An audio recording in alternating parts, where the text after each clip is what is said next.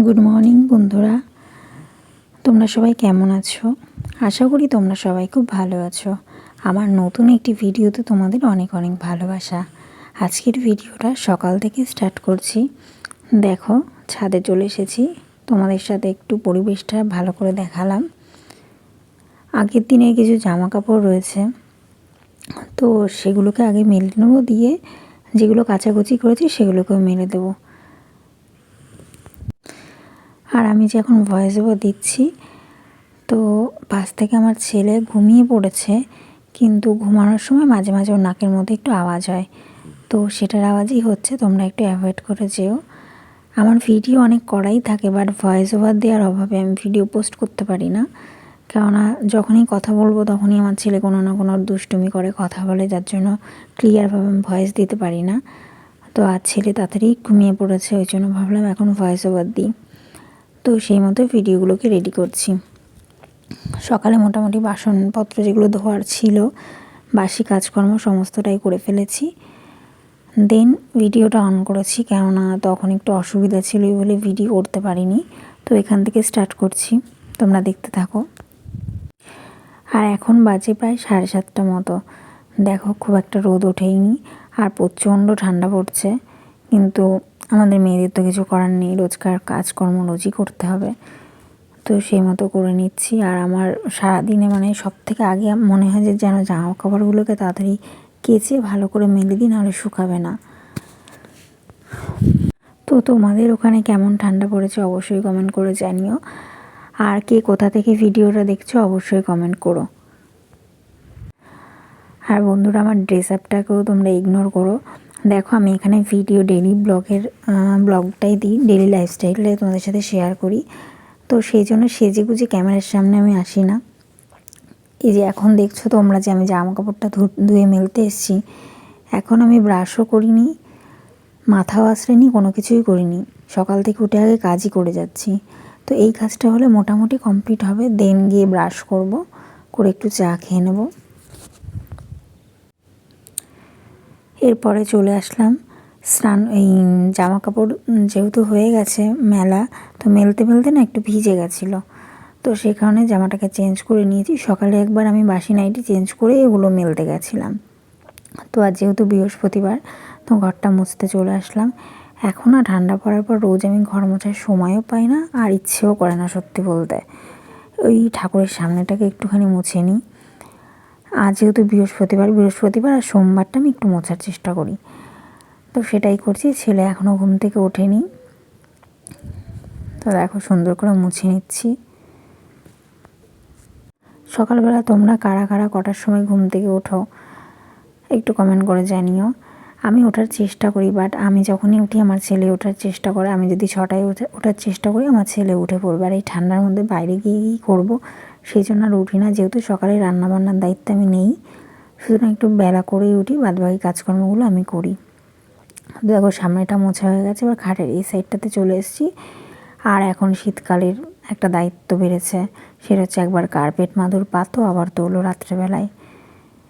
তো কিছু করার নেই, যেহেতু সানটা খুব ঠান্ডা থাকে, আর ছেলে যেহেতু সারাক্ষণ এই টাইলসের মধ্যেই খেলা করে, সেহেতু আমাকে দুটো পেতেই রাখতে হয়। দেখো, সুন্দর করে মোছা হয়ে গেছে। বাইরেটাও মুছবো, বাইরের ঘর আছে, বারান্দা আছে, বাট সেটা শেয়ার করা হয় না।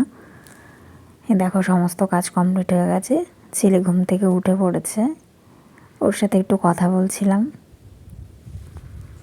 আর প্রত্যেকটা বাচ্চাই চায় ঘুম থেকে ওঠার পরে মায়ের একটু আদর খেতে, তো সেটাই করছিলাম। করার পরে ওকে পুরো ফ্রেশ করিয়ে দিয়েছি, এবার ওকে খাইয়ে নেব। ওকে বসিয়েছি খাটের মধ্যে, ওর সঙ্গে কথা বলছে আর খাবারটাকে রেডি করছি। তোমরা জানোই, যারা আমার ভিডিও দেখো, যে সকালবেলা এই মুড়ির গুঁড়ো আর ছাতুটাকে ওকে খাওয়াই, তো সেটাই রেডি করছিলাম, ভালো একটু তোমাদের সঙ্গে শেয়ার করি।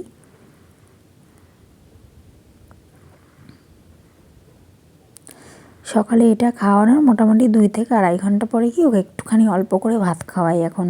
আগে খাওয়াতাম না, এখন যেহেতু একটু বড় হচ্ছে এই জন্য খাওয়াই। দেখো, ভালো করে গুলিয়ে নিচ্ছি। তো এর মধ্যে কোনো চিনি বা মিষ্টি জাতীয় কিছুই আমি অ্যাড করব না। ওকে ছোটোবেলা থেকে আমি এইভাবেই অভ্যাস করিয়েছি, আর ও বায়না করে না, এভাবেই ও খেয়ে নেয়। তোমরা চাইলে এর মধ্যে একটু মিছরিও অ্যাড করতে পারো।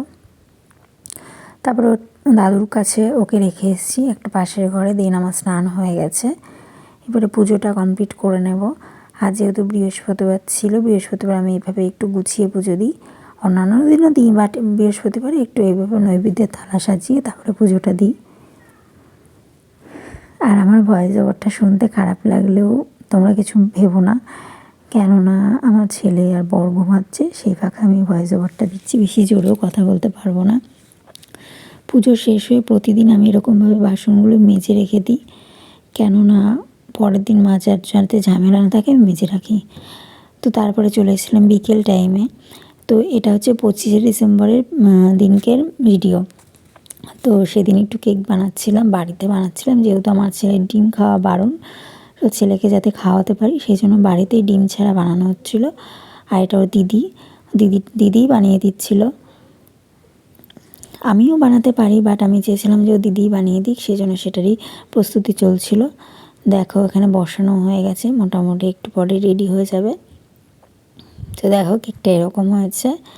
ভিডিওতে খুব একটা ভালো আসেনি, বাট খেতে ভীষণ টেস্ট হয়েছিল। বাট যার জন্য করা হয়েছিল সেই খাইনি। তারপরে দেখো ওর বাবা ওর জন্য একটা ক্যাডবেরি নিয়ে এসেছিলো। দিন সন্ধ্যাবেলা আর কোনো ভিডিও ক্লিপ নেওয়া হয়নি, তো স্পেশাল দিন যেহেতু সেই জন্য ভাবলাম কিছু একটা বানাই। তো কোনো প্ল্যান ছিল না, জাস্ট ইচ্ছে ছিল যে চিকেনই রান্না হবে, বাট আমার মনে হলো একটুখানি বিরিয়ানি বানাবো। তো ঘরে মোটামুটি সব কিছু ছিল, বাট চালটা ছিল না। কিন্তু আমি চালটা বাড়ির যে ভাত খাই সেই সরু চালটা দিয়েই করেছিলাম, তো ভীষণ ভালো হয়েছিল। আমি মাঝে মাঝে এভাবে বানাই চাল না থাকলেও, যেহেতু আর বাদবাকি জিনিসটা মোটামুটি ঘরে আনা থাকে, চালটা খুব একটা আনা থাকে না। দেখো ঘরের চালটাই ভিজিয়ে রেখেছিলাম, এবার সুন্দর করে রান্না করে নেব। তোমাদের সামনে দেখালাম কী কী কেটে রেখেছি। এখানে বেরেস্তা করার জন্য পেঁয়াজ ভাজতে দিয়েছি। তা রাত্রিবেলা যেহেতু খাবো আর সবাই অল্প পরিমাণেই খায়, তাই খুব একটা বেশি করিনি, মোটামুটি অল্পর মধ্যেই করেছি। দেখো এখানে মাংসের জন্য রেখে দিয়েছি, আর মশলার মধ্যেও কিছুটা পেঁয়াজ দিয়েছি। আলুটাকে ভালো করে ভেজে নিলাম।